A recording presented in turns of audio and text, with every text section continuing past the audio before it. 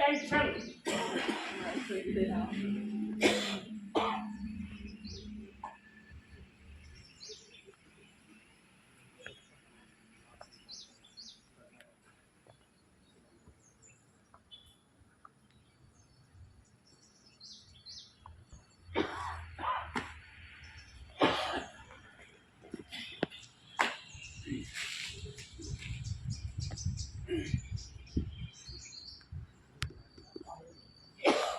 Sport.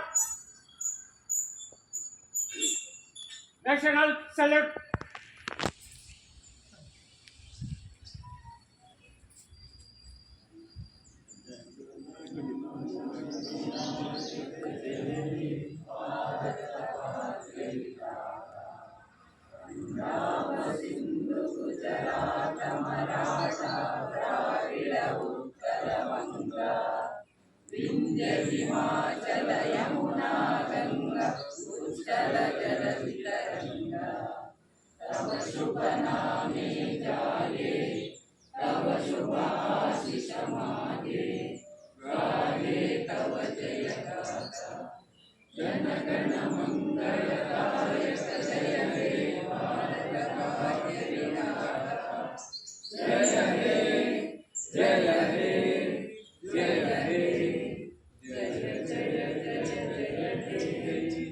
बोलो भारत माता की जय। Salute down. Stand happy.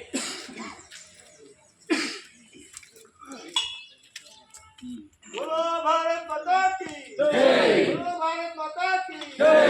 Vande Mataram. Vande Mataram. Vande Mataram.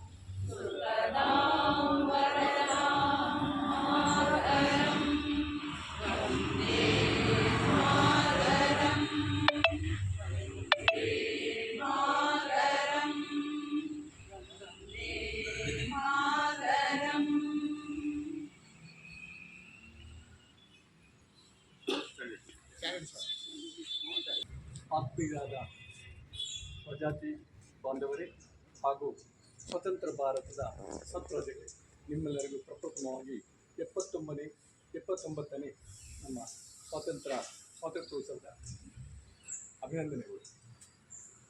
ಈ ದಿವಸ ನಾವು ಎಲ್ಲ ಇಲ್ಲಿ ಸೇರಿ ಈಗಾಗಲೇ ಧ್ವಜಾರೋಹಣವನ್ನು ಮಾಡಿದ್ದೀವಿ. ಈಗ ನಮ್ಮ ದಾರಿಯಲ್ಲಿ ಬರುವಾಗ ನೋಡಿದರೆ ಬಹಳಷ್ಟು ಕಡೆ ಧ್ವಜಾರೋಹಣ ಆಗ್ತಾ ಇತ್ತು. ಬೆಂಗಳೂರಿಗೆ ಇವತ್ತು ಸಡಗರದ ಹಬ್ಬ. ಸ್ವಾತಂತ್ರ್ಯೋತ್ಸವ ಅಂದರೆ ಸಾಧಾರಣವಾಗಿ ನಮಗೆ ದೀಪಾವಳಿ, ಗಣೇಶೋತ್ಸವ, ಅಷ್ಟಮಿ ಇದ್ದಾಗೆ ಒಂದು ಇಡೀ ರಾಷ್ಟ್ರಕ್ಕೆ ಒಂದು ದೊಡ್ಡ ಹಬ್ಬ ಇದು. ಭಾಳ ನಾವು 79 ವರ್ಷಗಳಲ್ಲಿ ಆಚರಣೆ ಮಾಡ್ತಿದ್ದೇವೆ. ಸ್ವಾತಂತ್ರ್ಯ ದಿನಾಚರಣೆ ಬಗ್ಗೆ ಯಾರಿಗೂ ಗೊತ್ತಿಲ್ಲದ ವಿಚಾರ ಯಾರಿಗೂ ಎಲ್ಲರಿಗೂ ಗೊತ್ತಿರೋ ವಿಚಾರವೇ. ಭಾಳಷ್ಟು ಜನರ ಬಲಿದಾನ, ತ್ಯಾಗ, ಅವರ ಪರಿಶ್ರಮ, ಇದರಿಂದಾಗಿ ನಮಗೆ ಸ್ವಾತಂತ್ರ್ಯ, ನಮಗೆ 1947 ಆಗಸ್ಟ್ 15 ನಮಗೆ ಸ್ವಾತಂತ್ರ್ಯ ಸಿಕ್ತು ಅನ್ನೋದು ಒಂದು ಚರಿತ್ರೆ. ಆದರೆ ನಾವು ಸ್ವಾತಂತ್ರ್ಯ ಕಳ್ಕೊಂಡ ಚರಿತ್ರೆ ಅದಕ್ಕಿಂತ ಒಂದು ವಿಭಿನ್ನವಾಗಿದೆ. ಯಾಕೆ ನಾವು ಸ್ವಾತಂತ್ರ್ಯ ಕಳ್ಕೊಂಡು ಅಂತ ನೋಡಲಿಕ್ಕೆ ಹೋದರೆ ಈ ಸ್ವಾತಂತ್ರ್ಯದ ಮಹತ್ವ ನಮಗೆ ತುಂಬ ಅರಿವಾಗುತ್ತೆ. ನಿಜವಾಗ್ಲೂ ಒಬ್ಬ ವ್ಯಕ್ತಿಗೆ ಸ್ವಾತಂತ್ರ್ಯ ಇದ್ದಾಗ ಯಾವುದೂ ಗೊತ್ತಾಗೋದಿಲ್ಲ. ಸ್ವಾತಂತ್ರ್ಯ ಅಂದ ತಕ್ಷಣ ಜನ ಏನು ತಿಳ್ಕೊಳ್ತಾರೆ ಸ್ವೇಚ್ಛಾಚಾರ ಅಲ್ಲ. ಸ್ವಾತಂತ್ರ್ಯ ಅಂದರೆ ನಮ್ಮ ಜವಾಬ್ದಾರಿ. ಸ್ವಾತಂತ್ರ್ಯ ಅಂದರೆ ನಾವು ಸಂವಿಧಾನಾತ್ಮಕ ನಮಗೆ ಕೊಟ್ಟಂಥ ಹಕ್ಕು ಬಾಧ್ಯತೆಗಳನ್ನು ನಾವು ಹೇಗೆ ಪಾಲಿಸಿಕೊಂಡು ಹೋಗ್ತೇವೆ, ಅದರಿಂದ ಸಮಾಜಕ್ಕೆ, ನಮ್ಮ ಬಾಂಧವರಿಗೆ, ನಮ್ಮ ದೇಶಕ್ಕೆ ಏನು ಒಳ್ಳೇದು ಮಾಡ್ಬೋದು ಅನ್ನೋದು ಅತಿ ಮುಖ್ಯವಾಗಿದ್ದು. ಯಾವುದೇ ಒಂದು ಸ್ವಾತಂತ್ರ್ಯವನ್ನು ಗಳಿಸುವುದು ದೊಡ್ಡ ವಿಚಾರವೇ ಅಲ್ಲ.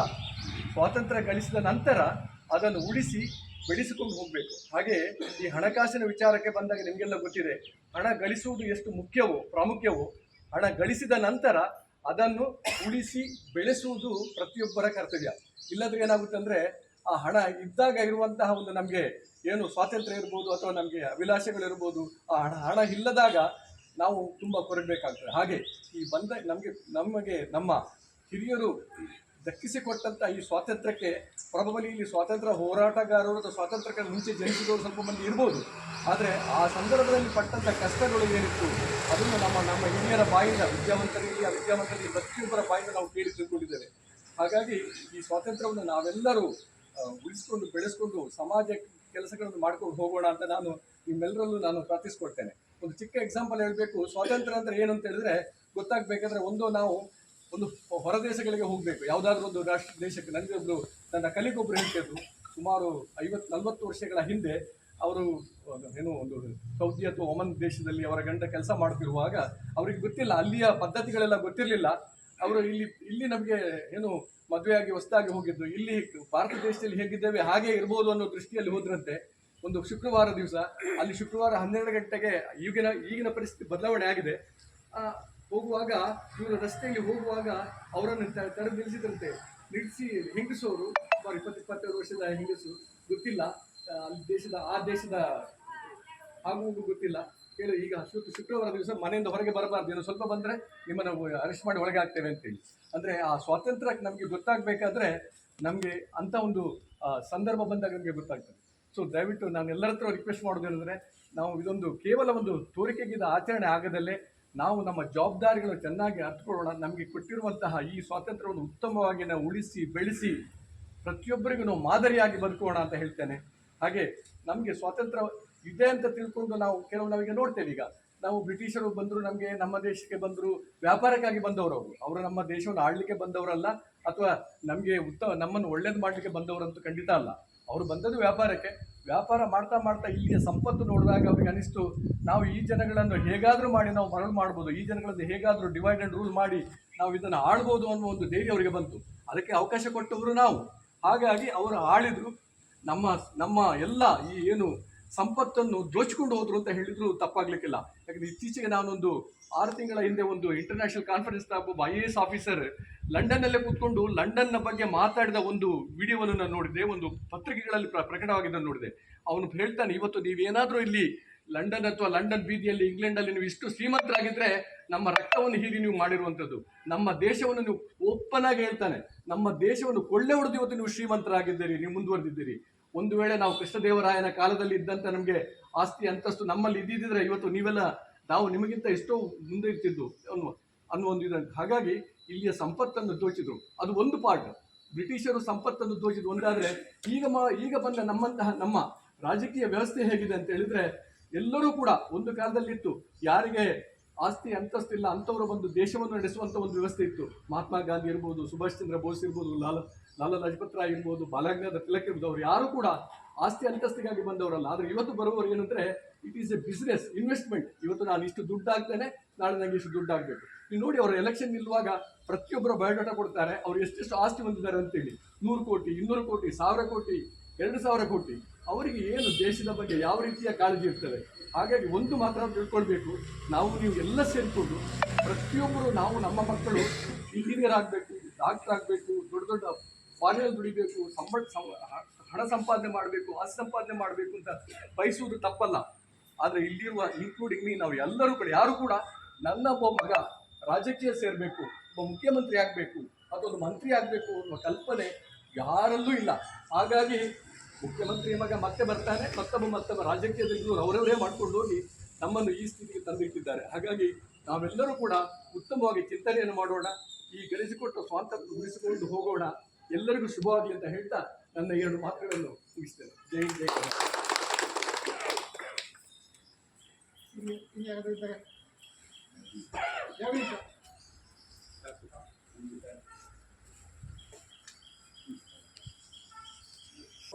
ಮುಂದೆ ನಮ್ಮ ಬ್ರಿಟಿಷರು ನಮಗೆ 47 ಸ್ವಾತಂತ್ರ್ಯ ಕೊಟ್ಟು ಅದಕ್ಕೆ ಮುಂದೆ 400 ವರ್ಷ ನಮ್ಮ ರಕ್ತವನ್ನು ಕುಡಿದವರು, ನಮ್ಮ ಸಂಪತ್ತನ್ನು ದೋಚಿ ಎಲ್ಲ ಅಮೇರಿಕ, ರಷ್ಯಾ, ಲಂಡನ್ ಸಾಗಿಸಿ ನಮ್ಮ ಇಲ್ಲಿ ಅವರು ವ್ಯಾಪಾರಕ್ಕೆ ಬಂದವರು ನಮ್ಮನ್ನು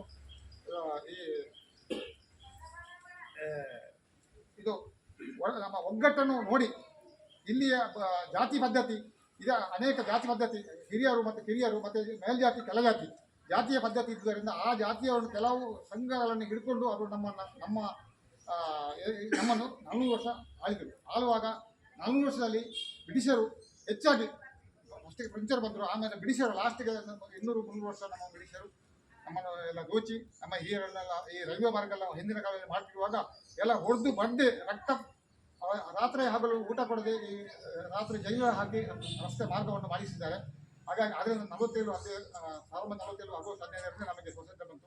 ಸ್ವಾತಂತ್ರ್ಯ ಬಂದ ನಂತರ ಈಗಲೂ ಈ ರಾಜಕಾರಣಿಗಳು ನಮ್ಮನ್ನು ಈಗಲೂ ನಮ್ಮ ಸಂಘ ಅಥವಾ ನಮ್ಮ ಜನಾಂಗದಲ್ಲಿ ಯಾರು ರಾಜಕೀಯ ವ್ಯಕ್ತಿಗಳು ಹೆಚ್ಚಿನ ಇದಕ್ಕೆ ಹೋಗದಿರುವುದೇ ಇದು ದೊಡ್ಡ ಸಂಗತಿ. ಆದ್ದರಿಂದ ನಮ್ಮ ತ್ಯಾಗದಿಂದ ರಕ್ತಪಾತ ತ್ಯಾಗದಿಂದ ಸಿಕ್ಕಿದ ಸ್ವಾತಂತ್ರ್ಯವನ್ನು ನಾವೆಲ್ಲರೂ ಸೇರಿ ನಮ್ಮ ಮಕ್ಕಳು ನಾವೆಲ್ಲ ಸೇರಿ ಇದನ್ನು ಉಳಿಸೋಣ ಅಂತ ಹೇಳಿ 2 ಮಾತುಗಳಾಗಿ ಇದಕ್ಕೆ ನಮಸ್ಕಾರ.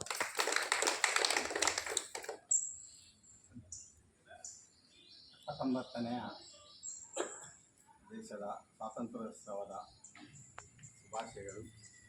ನಾವು ಸ್ವಾತಂತ್ರ್ಯ ಗಳಿಸಿ 78 ವರ್ಷ 79ನೇ ವರ್ಷಕ್ಕೆ ದಾಪುಗಾಲು ಹಿಡಿಯುವಂಥ ಈ ಸಂದರ್ಭದಲ್ಲಿ ದೇಶದ ಪ್ರಗತಿ ವಿಶ್ವದ ಇತರ ಎಲ್ಲ ದೇಶಗಳಿಗಿಂತ ಮೀರಿ 1ನೇ ಸ್ಥಾನಕ್ಕೆ ಬರುವಂತಾಗಲಿ ಅಂತೇಳಿ ಭಗವಂತನಲ್ಲಿ ಪ್ರಾರ್ಥನೆ ಮಾಡುತ್ತಾ ಹಾಜರಾದ ಎಲ್ಲ ಕಾರ್ಯಕಾರಿ ಸಮಿತಿ ಸದಸ್ಯರು ಮತ್ತು ಸಮಾಜ ಬಾಂಧವರು ಮತ್ತು ಎಲ್ಲ ನಮ್ಮ ಸಮಾಜದ ನಾಗರಿಕರಿಗೆ ಕೃತಜ್ಞತೆಗಳನ್ನು ಸಲ್ಲಿಸ್ತಾ ಈ ದಿನದ ಸ್ವಾತಂತ್ರ್ಯೋತ್ಸವದ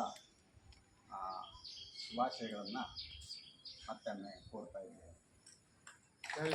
ಜೈ ಹಿಂದ್.